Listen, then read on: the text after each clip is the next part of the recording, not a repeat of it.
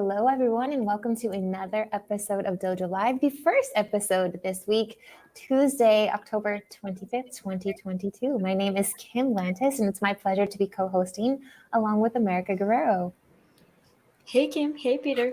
Hi, yes. Hey, Peter. Peter Prizio, CEO at SnapAttack, is our guest today. We are so glad to have you with us, Peter. Thank you for joining us. Yeah, thank you for having me, Kim. Yeah, we're really excited to get to learn more about you, your story, as well as SnapAttack and what you're up to, all about cybersecurity and how it's, what's out and what's new. And we're going to learn about that. But before we do, we'd love to get to know you a bit better. If you could please share, your story, your passion, and kind of what's led up to your time with SnapAttack. Thank you. Yeah, definitely. So, my background, I was an electrical engineer. And so I started out actually as patent examiner in the as a government employee. That was ages ago. Moved from there into building defense weapons systems with some of the defense contractors, mostly on like the heavy military vehicle electrical power things. And that's really where I got a bit of the itch of being in the federal service security land with the military and things like that. So I did a stint as a civilian contractor where we were working on citizen services, helping people better interact with civilian government agencies.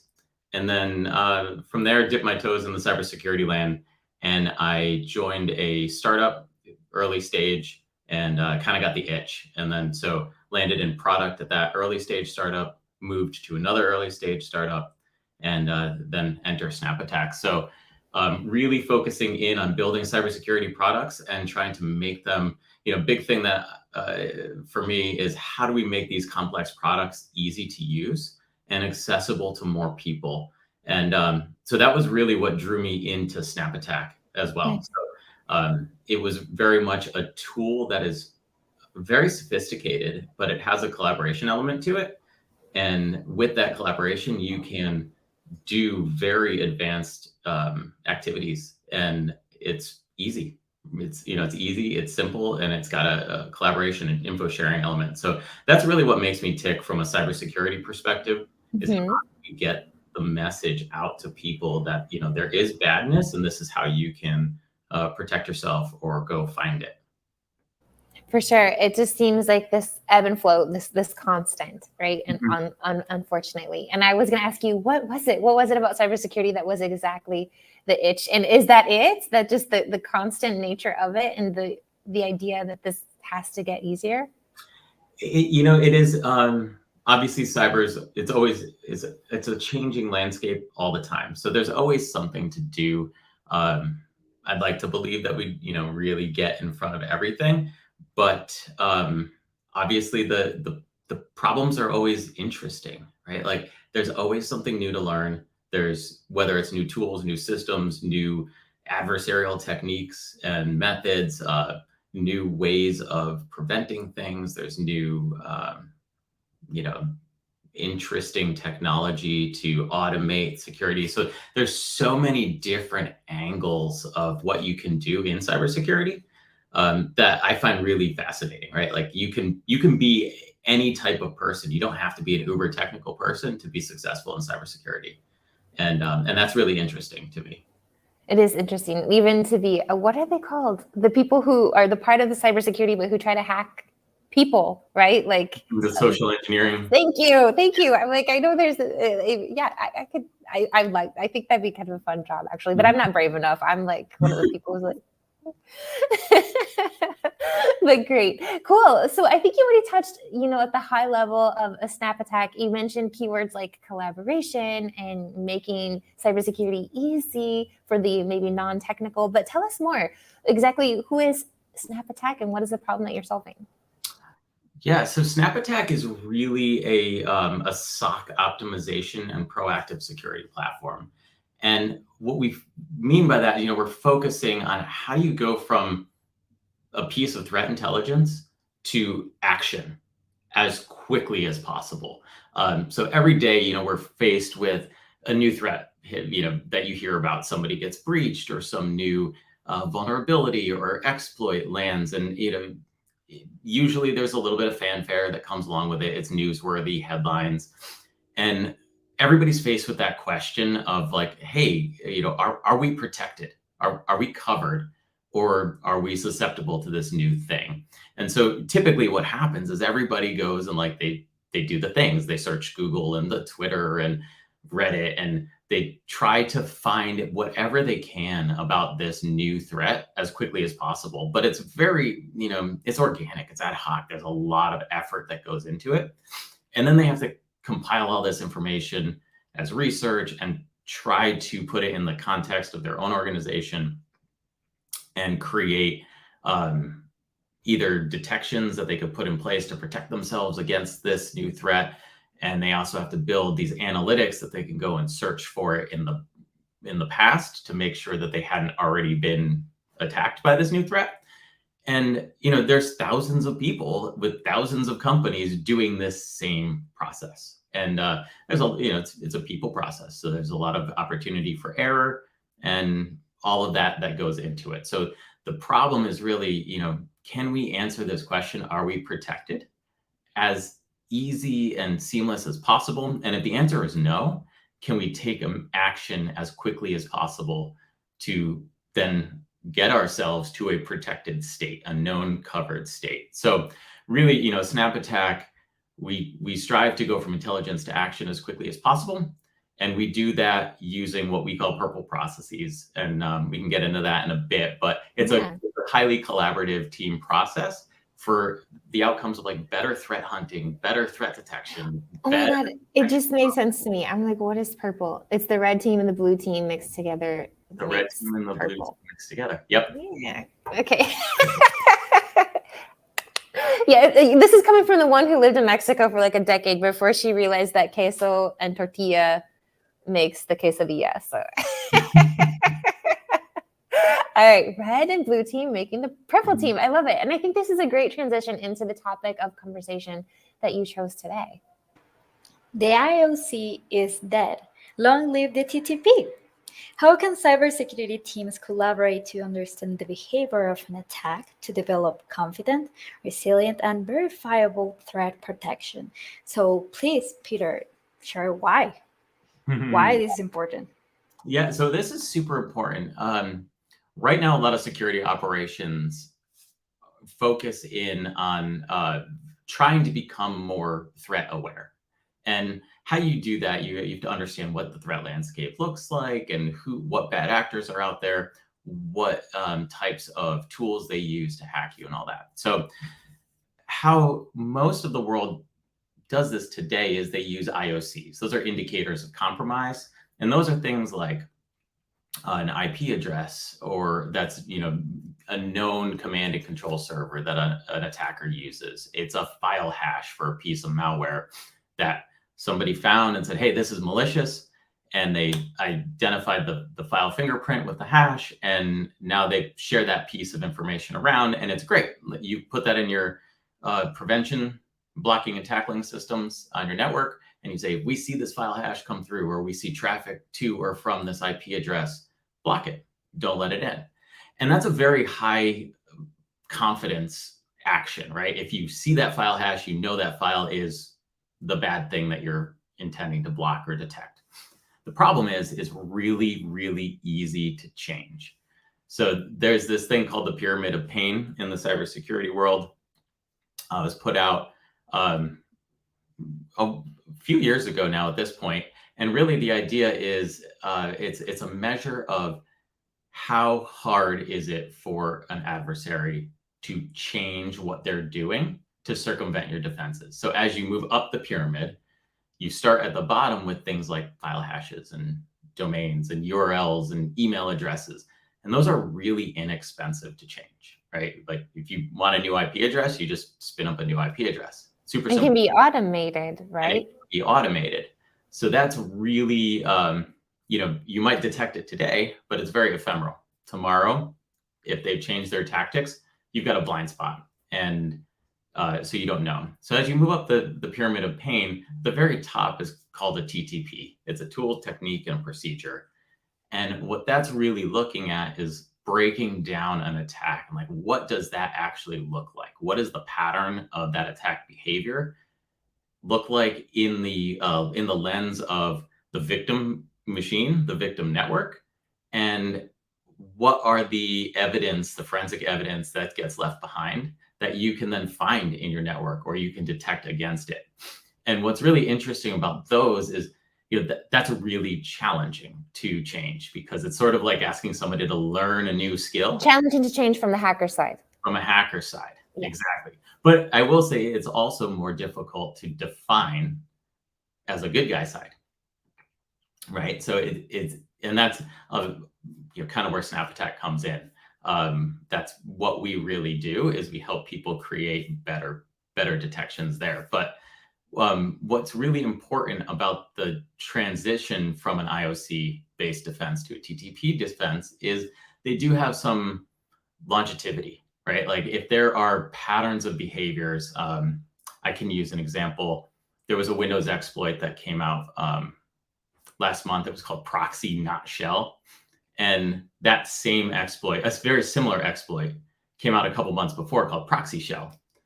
And if you looked at the IOC, it was different, right? The scripts that were run came in a different package. So if you were blocking proxy shell, you missed proxy not shell. But if you look at the TTPs, the behavior of what those exploits are actually doing behind the scenes, they were actually the same. So if you deployed a TTP-based detection or protection against proxy shell, when proxy not shell came up, you're already covered. So you can answer that question. Yeah, we're protected, right? If I understand the threat and I understand the behavior of it, you can very easily say, yes, I'm covered because I'm detecting what that looks like in my environment. And it makes a lot of sense. I mean, if you make it even like a standard process in the world, I don't know, like a restaurant, like you can guarantee that, I can go in and the menu from one restaurant to the next is going to vary tremendously. But I can guarantee that the experience itself is going to be pretty much the same, right? There's going to be a hostess who receives me. Somebody's going to take me to the table. They're going to leave some menus. They're going to ask what I want to drink. Then somebody from the bar is going to bring the drinks. And then the waiter is going to come, et cetera, et cetera. Mm-hmm. Like that's the process. Even if the menu changes, the drinks change, the lighting looks a little different. So if I know how it's going to play out, the rest of the limitless variables no longer matter. Yeah, that's exactly right. And there's the MITRE attack framework is a thing that MITRE puts out, and it's really it gives us a common lexicon around all of those processes that are going to happen over the course of a particular threat. And it, to your point, it goes from there's reconnaissance, so bad guys trying to find out something about you, all the way down to data exfiltration. I've accomplished my objective as a bad guy. Now, the process that it takes to go from all the way on the left side to all the way on the right side, there's only so many permutations that can be. And if you key in on those permutations that really matter to a particular threat vector, once you've got coverage there, that coverage stays there. It doesn't change. It's not as easy as just saying like, oh, I repackaged my piece of malware, so now it's now you got the hacker scrambling, and Exactly. They've got to think of something that they've maybe never even thought of before. Sure. Wow. So how does this work at SnapAttack exactly? Like, what's the balance between your, let's say, engineers, the brains who are thinking this is the way that attack can come down, versus the tech side, the code and whatever that's, playing this out? Like, what does this look like in terms of the defense that you're building for other companies? Really good question. So, how we say that we do this using purple processes, right? Collaborative processes. So what we really want to do is codify the brains of the red teamer, who is the offensive hacker. They're right. And what are they actually doing, right, when they're executing this attack or detonating a piece of malware?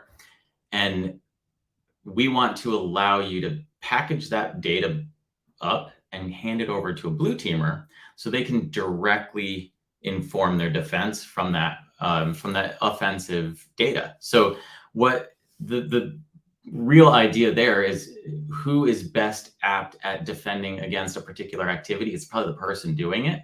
So, if the bad guy or the bad girl or whomever is executing an attack, if you were to ask them, hey, how would I have found you? This is what SnapAttack tries to do in the platform, in the tool at scale. So we capture thousands of attacks and we present them out to our user base. One, in terms of all of the data, all of the telemetry data, the logs and all that goodness that's coming out of it. That's like the meat that we're going to go ahead and use for our defensive posturing. But we also present back to the user. It's almost like we're shoulder surfing over that attacker. So you get to see the video of this is the attack being executed. And then you could flip over to what the victim machine or victim machines are also seeing and responding with. At the same time, it's all time synchronized. So you can see when the user double clicks on that spear phishing email and it launches malware in the background, that then the attacker can go and start to take control of that machine, and you can see all the commands that they're hitting and really gain a true understanding of what that threat is. And then from there, if you're the blue teamer, you can then pivot into actually building a detection or prevention control that matches right up with the bad thing that we're kind of feeding you on a plate. That's awesome. I'm not going to, why break with tradition? I always somehow come up with some movie reference that works in my non-technical brain to make sense of what's being said. And what's coming to my mind is, I love this, The Princess Bride, the 80s movie, right? Inconceivable. And that's where he's at the top, where they start their Inigo Montoya and the Man in Black, right? Start this back and forth between these two professionals. And their conversation is, what if I were to do this move? And he'd say, well, I counter it with this move. And if I were to do this, and they're going back and forth, right? And I think that's what's happening, right? With your red teams and your blue teams. And then together they're making this awesome dance, this like swordmanship of this experts that you never would have seen had they not come together. It's beautiful. No, I mean, and you've hit it right on. Actually, what you just said. Traditionally, so the more mature security operations centers that have a red team and a blue team that's separate, oftentimes are incentivized differently. Right? Red teamers are incentivized to poke holes in the system. Blue teamers are incentivized to make sure that they have coverage across the entire threat landscape. And those two things are inherently at odds, right? Like the red teamer is graded on how well they're breaking into the network. The blue teamer is graded on, do I have detection coverage and alerts and the false positive rate coming out of my systems? And those are inherently different directions. And so some of the more mature organizations are doing purple team exercises, but exercises is the key word. They get these teams together and they say, hey, we're going to pick on this one threat. And they get together and they collaborate on this, and they, and it's a little bit of cat and mouse. It's how would you attack us? Oh, I would do X, Y, and Z. Does your detection or prevention block or detect on this? And yes, okay, so then I would try these other methods. And it's a little bit of a back and forth, and the output is usually some sort of report with action items. How can we fix ourselves? How can we get better? And so our perspective is that process is awesome, right? When done well, then the collaboration and the dance, you wind up with a great dance at the end. And as long as you implement those action items, it's great. Why are we doing it once a quarter? Why isn't that dance the dance that happens every time, right? Like every single threat should have that choreography where the red teamers and the blue teamers are actually informing each other. And if we do this in a way using technology as the means to capture all of this information and package it up and create these knowledge repositories, we can then take that out and we can share it across. And once you start to share it across, we can bring red teams to companies that don't have red teams. We can bring blue teams to companies that maybe don't have red teams or blue teams, right?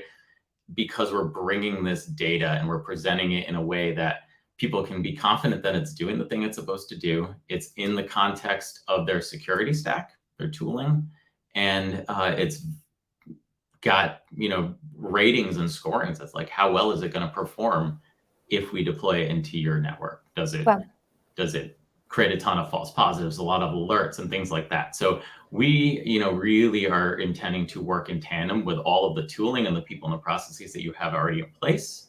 We just want to bring a new layer of knowledge and a new collaborative capability into those things that already exist and get you to do this purple teaming dance on the regular as part of your standard workflow. That's really where we want to go. And is one of the benefits of SnapAttack, you get the purple dance going on within each individual organization, but you were also able to take advantage of cross organizations. And so it's this like ginormous purple mass. Like, what does that look like in terms of like your networking? Yeah, that's exactly right. It's, we always say it's write once, run many.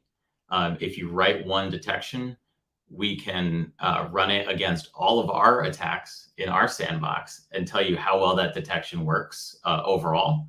And then that detection can be shared with any number of people, even to the community writ large, which we've got a community part of our platform as well. So it's, it's a free community platform. You could sign up on our website and gain access to a lot of this data as well. So you can choose like sort of how broadly you would like to share it, but the entire underlying technology allows us to disseminate information as quickly as possible. So we're working on some cool things with some larger companies where SnapAttack would be the medium to share super important threat data, things that go beyond the competitive advantage. If I keep this close to hold as a security vendor, into like, we just need to get this information out because it is that bad, right? Like there are certain things that mission trumps money, and like the seatbelt patent, like right? this, exactly. At some point, we have to get it out, and so that collaboration element, internal with the teams and the purple dance, as well as external with other organizations, that's really where we want to take cybersecurity. Bad guys, bad girls, they collaborate all the time, right? They share new methods, new techniques. They sell things to one another. Which is something, honestly, as I was preparing for the show, it sounds so silly, but it hadn't even occurred to me that just what any standard software development team would be doing, that those teams exist, right, in the hacker world. And I don't know, I guess it's inconceivable to me, because it's just not how my brain works, like I cannot believe that there's groups of bad players that team up to do bad things. It's crazy to me. And last week we were having this conversation with Avery. He is the CEO at the company Tailscale, and he told us that there are more good guys out there than bad guys. What do you think about that? What is your experience in your company? His idea was kind of anti zero trust in the terms of making networks smaller and not allowing people to get lost in the masses, or the bad guys to become invisible in the mass. It's an interesting conversation. That's really interesting. I would tend to agree that there are more good guys than bad guys. I think the problem that we face is the good guys are plugging holes in the dam, and the bad guys just have to find one. And that's really where there's a big challenge, right? So in cybersecurity, everybody says that there's a people problem. There's not enough talent. There's a talent shortage. There's a lot, right? The vendor landscape and the security tools and telemetry, there's a huge tooling problem. They don't all talk to each other. It's really complex, and everybody's got to know what's going on how to use those. And then there's all the data that like gets generated in all of those tools, and so there's just a lot of things to put your thumb over to block the water from coming through those dams. And the bad guys, like I said, they just have to find one crack, and if they get through that one crack, they're in. And so there's some concepts like they call a defense in depth, right, where you can have different layers of defensive controls in place, so that if somebody gets in through, I'll use an analogy, if somebody gets into your fence, let's say your fence was locked, if someone gets into your fence, you still have your front door that's locked. And, as you go, and then you open your front door and there's an alarm system, right? And it's the same idea in cybersecurity. You can make smart choices around where you place those mousetraps to try to minimize the overall effort that people have to put in to, plug the dam, and get a little smarter about how you set up and establish your security. Which brings us back to the IOC being dead and TTP being where it's at. So if let's say you've made your case, and there's viewers out there who are interested in making this transition from IOC toward the TTP defense, what would be your words of how would they go about doing that? What would you encourage them, or kind of the process that they might want to first follow? That's a great question. So in order to start making that transition, you really have to understand what are those things that matter. And, one thing is, I would say, don't boil the ocean. Don't be like, we're going to go and stop every bad person out there, and we're going to look across the MITRE ATT&CK framework, and we're going to put something out for every square on that framework. You'll never get there, right? It's like, it's too big of a problem. So identify, and this is usually a threat intelligence kind of a problem, but identify those threat actors that are most likely to attack your organization. Learn from others, right? That's the step number one. From there, identify, and a lot of this information is already out there. There's a lot of resources. MITRE is a great one.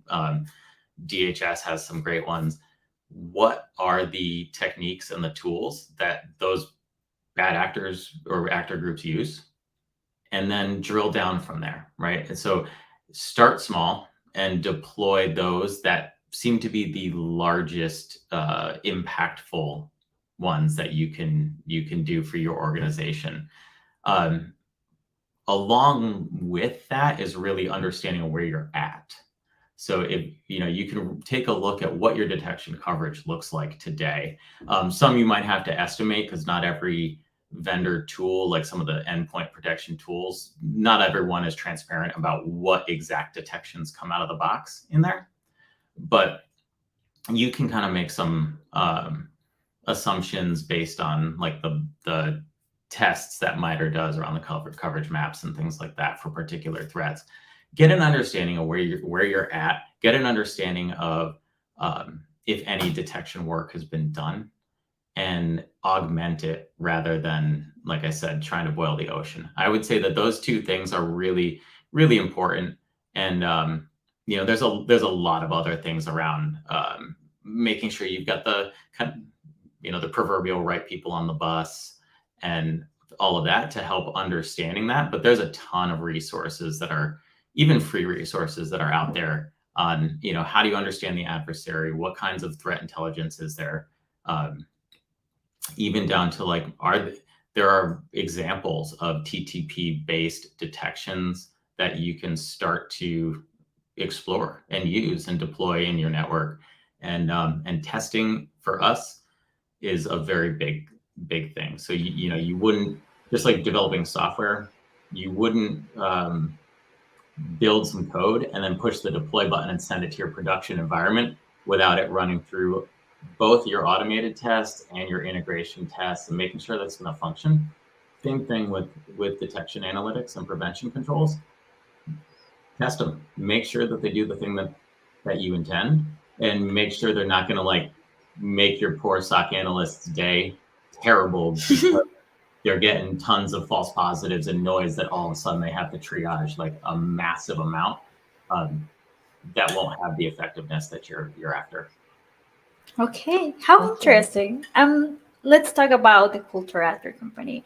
How is, well, not the process, but you built this team that are in this red and blue sides. How do you build these teams? What are the skills that you're looking for, the values that you have been building with them? How is it at SnapAttack? So, SnapAttack, we're two things, right? We're a technology startup. So with that comes along all of like the, get stuff done mantra, where everyone's wearing a bunch of hats and we're all, focused in on the one goal of building the most awesome platform for doing this type of work for our users. Like that's first and foremost. And then the second part of us is we're a cybersecurity company. And we have a threat research team that's generating content for our platform, just as much as our users are generating content for the platform. And they're really, we look for, and being an earlier stage company, we do look for folks that can kind of straddle the fence between the red team and the blue team. And they have a great understanding of what adversaries are doing and how they're doing it, and the different types of attacks and techniques that are available in this space, and then bringing it over and building those detections. What's super cool about SnapAttack is we already have the factory that helps validate that those detections are doing the thing that they're going to do. So as our team is building them, we do everything inside of SnapAttack. We use our own platform to seed SnapAttack with all of the content that all of our subscribers buy. So that part becomes less of a problem because we're able to develop this quality and robust content inside the platform directly. But people who have a very deep understanding of like, how do you perform these attacks? I would say it's folks who maybe came from a red team background that then pivoted into the blue team incident response. The unicorn. They're hard to find. They are hard to find for sure. As we grow the team, we're going to be able to separate those two halves of the brain, and make sure that we're covered. But that's really what we look for. So, like I said, we're a tech startup at heart. So we're focused in on building product, and then we're a cybersecurity company, and so we're all focused in on the mission. All in all, it does sound like a very exciting and all in all fun kind of environment to work in. I think you'd never have a boring day at the office, right? So congratulations for that. And Peter, we've actually come to the end of our half hour today, if you can believe it. But thank you so much for sharing this, I think, new perspective on what security can and should look like. And we, of course, wish you and SnapAttack nothing but success. Please hang on just a moment as we go off air. But before we do, America, what do we got going on tomorrow? Tomorrow, we're going to have an interview with Spencer Maid, CCO at the company Origin Wireless. And the topic is going to be about Wi-Fi sensing, the most ubiquitous tech you might not have heard of. Did I pronounce it correctly, Kim? You did. She's been practicing. Folks, she was working all night on how to say ubiquitous. Yes. Nailed it. How is Wi-Fi sensing enabling the smart house of tomorrow? Tomorrow at 10 a.m. Pacific. Yes, awesome. We'll see you then, everyone. Until then, stay safe. And Peter, thank you once again. Yeah, thank you so much, Kim and America.